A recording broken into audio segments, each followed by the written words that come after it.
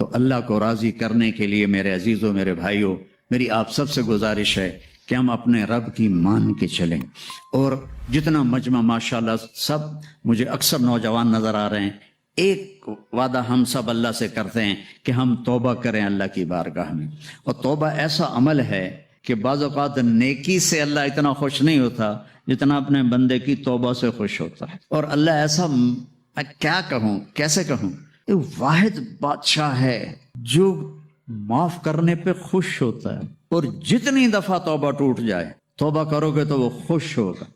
ہم اپنے بچوں سے کہتے ہیں آئندہ نہیں کرو گے نا، وعدہ کرو آئندہ نہیں کرو گے، جی مام میں آئندہ نہیں کروں گا، اور میرے رب کی قسم میرا رب کبھی بھی نہیں پوچھتا پھر تو نہیں کرو گے، بلکہ کہتا ہے پھر بھی ہو جائے تو آ جانا میں معاف کر دوں گا، پھر بھی ہو جائے تو آ جانا میں معاف کر دوں گا۔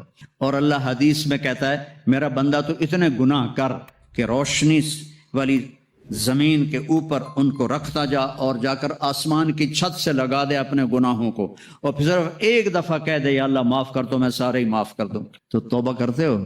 کہو یا اللہ میری توبہ۔ آواز نہیں آئی، پھر کہو، پھر ایک دفعہ کہو اللہ کی قسم، اللہ کی قسم، اللہ کی قسم۔ جس نے دل سے کہا ہے وہ پاک ہو گیا، وہ صاف ہو گیا، اس کے سارے چھوٹے بڑے سب گناہ معاف ہو گئے۔ اتنا آسان ہے اللہ کو راضی کرنا۔ نماز کو پابندی سے ادا کرو، اپنی زکوٰۃ ادا کرو، اور غریبوں کی مدد کرو، پیار محبت سے رہو۔ اور تبلیغ میں 3 دن لگا لیا کرو، 4 مہینے کے ارادے کرو، چلے کے ارادے کرو، 3 دن ہر مہینے لگا لیا کرو، تو آپ کی پوری زندگی تبدیل ہو جائے گی۔ اس کے بھی ارادے کرتے ہو نا انشاءاللہ؟ اللہم لک الحمد کما انت اہلہ، فصلی علی محمد کما انت اہلہ، وفعل بنا ما انت اہلہ، انک اہل التقوی و اہل المغفرہ۔ یا اللہ یہ اہل ایمان کا مجمع ہے اور پرائے دیس میں ہے، یا اللہ غیر اسلامی دیس ہے، ہم سب تیرے محبوب کی امت جمع ہیں، ہم نے ابھی توبہ کی ہے، ہماری توبہ کو قبول فرما۔ یا اللہ ہمیں معاف فرما۔ ہمارے یہاں چھوٹے بھی بیٹھے ہیں، بڑے بھی بیٹھے ہیں، بوڑھے بھی ہیں، جوان بھی ہیں، یا اللہ سب کی توبہ قبول فرما، اور پوری امت پر آئی ہوئی مصیبتیں ٹال دے، اور امت کے لیے رحم کا دروازہ کھول دے، رحم کا دروازہ کھول دے، رحم کا دروازہ کھول دے۔ پوری امت پوری دنیا میں پریشان حال ہے، تباہ حال ہے۔ آج کے فرعون بڑے طاقتور ہیں یا اللہ، آج کے اصحاب فیل بڑے طاقتور ہیں یا اللہ۔ ابرہہ کے اصحاب فیل تو گوشت پوش کے ہاتھیوں والے تھے، ہمارے اصحاب فیل لوہے کے ہاتھیوں والے ہیں۔ یا اللہ خدائی کے دعوے دار ہیں اور ہمیں للکارتے ہیں اپنے خدا کو بلاؤ۔ یا اللہ ہم بھی معصوم بچے کی طرح، جیسے وہ ماں کی طرف نگاہ اٹھاتا ہے اور روتا ہے، ایسے ہم بھی آسمان کی طرف ہماری نگاہیں ہیں، اور آنسو ہمارے تھمتے نہیں کہ یا اللہ تو آ جا، یا اللہ تو اپنے حبیب کی امت کی مدد کے لیے آ جا، ہمیں ان دکھوں سے مصیبتوں سے نکال لے، اپنے دین کو پوری دنیا میں زندہ فرما دے۔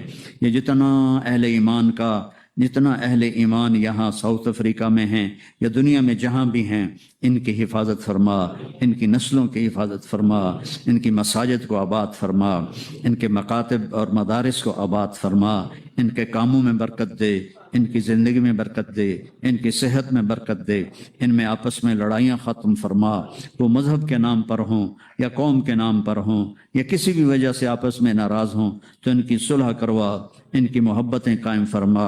اور یا اللہ جتنے ہمارے ایمان پہ رخصت ہو گئے اور قبروں میں چلے گئے، ان کی قبروں کو جنت کا باغ بنا۔ اور یا اللہ جب ہمارے جانے کا وقت آئے تو ہمیں بھی ایمان پہ خاتمہ نصیب فرما۔ یا اللہ ہم سب تیری رضا میں جمع ہوئے، یا اللہ یہ سارا میں گواہی دیتا ہوں، یہ سارا مجمع تیری رضا کے لیے آیا ہے۔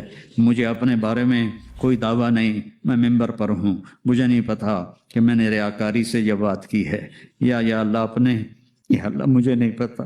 میں ان کی توفیل مانگتا ہوں کہ میری بات کو بھی اخلاص میں قبول فرما لے۔ یہ سارا مجمع انہوں نے یہاں سے کوئی پیسہ نہیں لینا، کوئی مال نہیں لینا، دور دور سے آئے ہیں، صرف تیرے اور تیرے حبیب کی محبت میں آئے ہیں کہ تیری بات سنیں، تیری جنت کو، تیرے حبیب کی بات کو سنیں۔ یا اللہ ان کے مخلص ہونے پر تو میں تیری قسم کھا کے کہتا ہوں کہ یہ سب تیرے لیے آئے ہیں، لیکن میں اپنی قسم نہیں دے سکتا، مجھے نہیں پتا۔ یا اللہ مجھے نہیں پتا، مجھے مرنے پہ پتہ چلے گا تو میری اس بات پہ راضی تھا یا ناراض تھا۔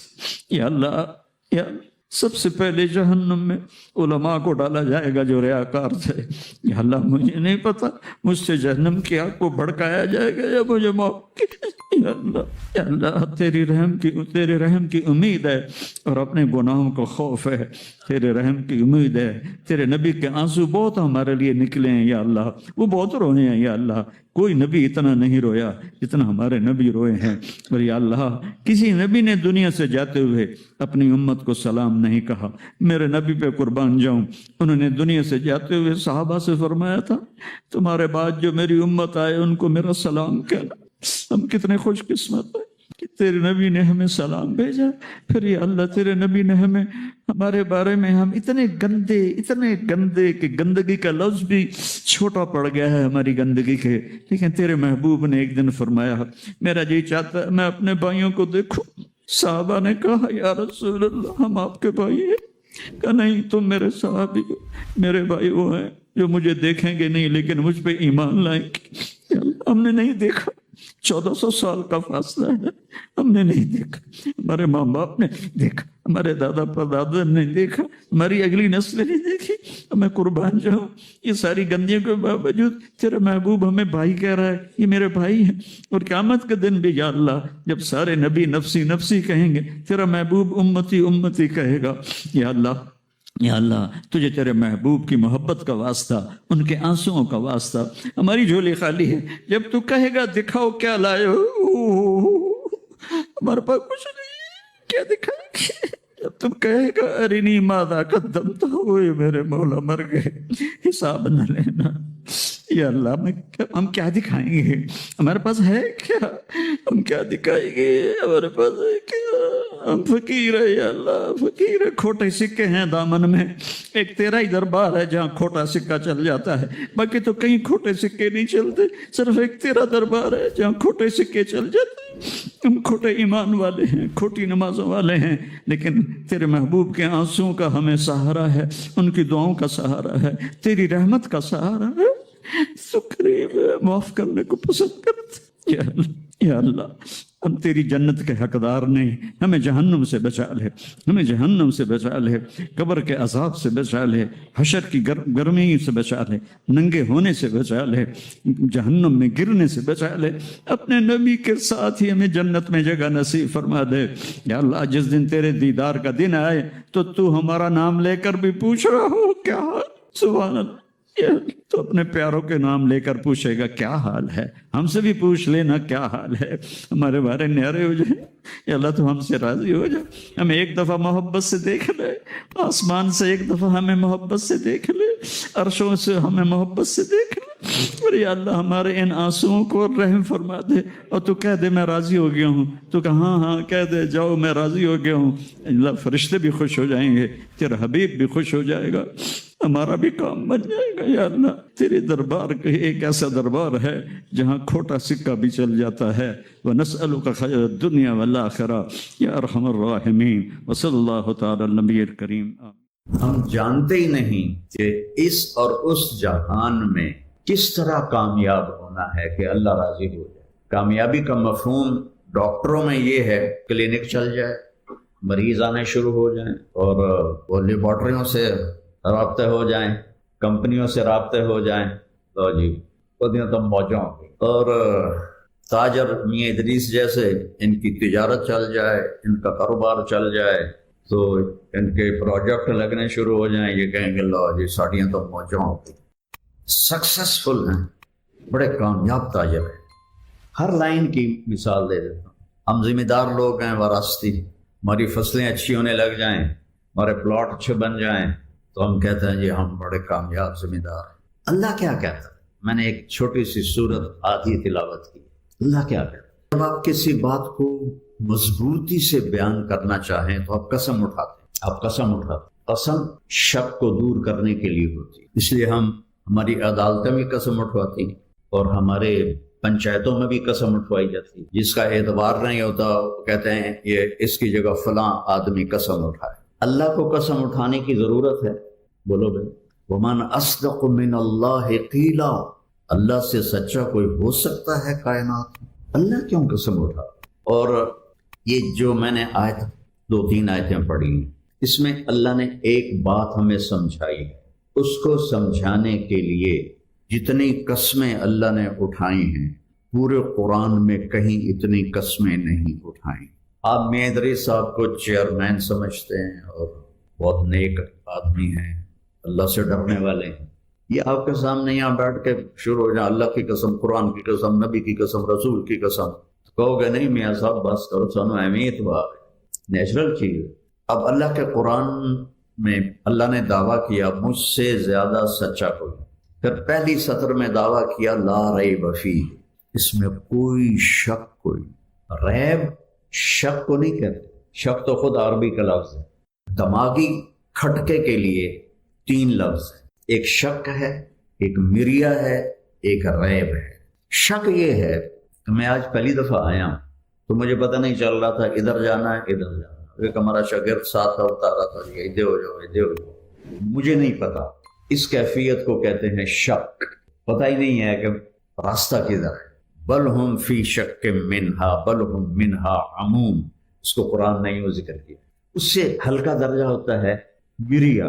مریا یہ ہوتا ہے کہ آپ کو ایک طرف کا گمان غالب ہو جاتا ہے کہ راستہ ہے کالج کا، ہاسپٹل کا، لیکن ابھی پکا نہیں، آپ کہتے ہو کسی سے پوچھ لویے یار، کسی سے پوچھ لویے، اس کیفیت کو مریا کہتے ہیں۔ پہلے ایسے برابر ہے کوئی پتہ نہیں، اب ایسے ہے کہ اس طرف کا گمان غالب ہے لیکن یقین نہیں، اس کو مریا کہتے ہیں۔ فلا تک فی مریۃ من لقائہ، قرآن نے اس کو بھی بیان کیا۔ ریب کیا ہے؟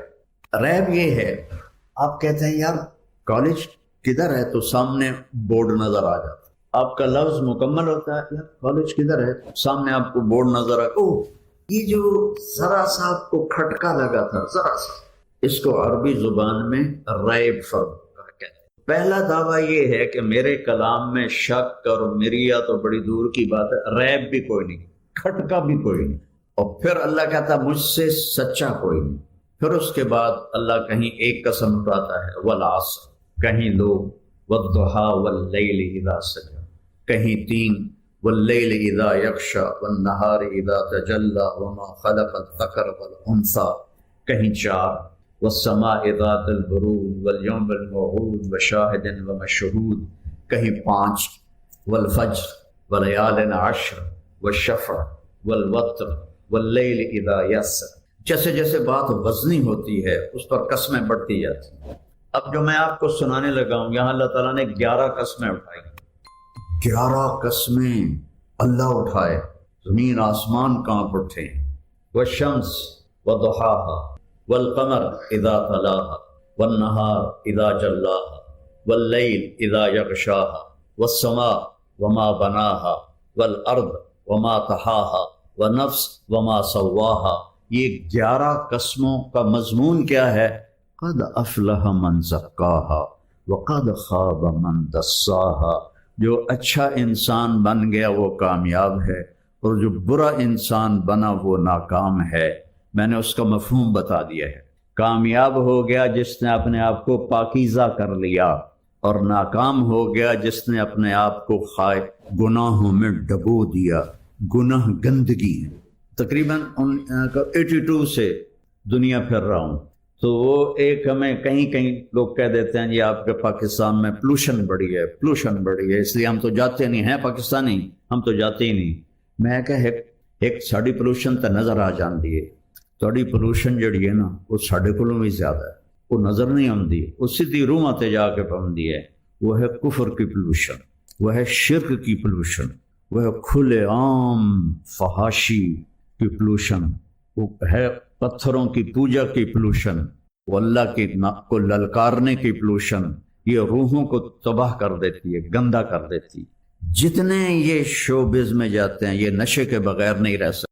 آپ کو دیکھنے میں نظر آتا ہے، میرا ڈیپ تعلق ہے ان لوگوں کے ساتھ۔ ہمارے زمانے کا جو تھا نا وہ پاپ سنگر، پہلا پاپ سنگر وہ تھا ایلوس پریسلے امریکہ کا۔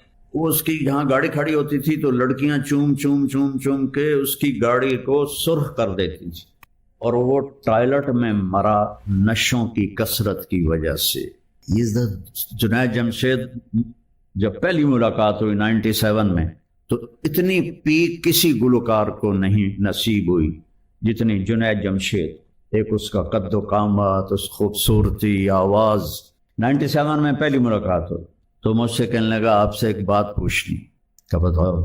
کہ ایک پاکستانی نوجوان جس گلیمر کو خوابوں میں سوچتا ہے مجھے فزیکلی حاصل ہے، لیکن میرے یہاں اندھیرا ہے.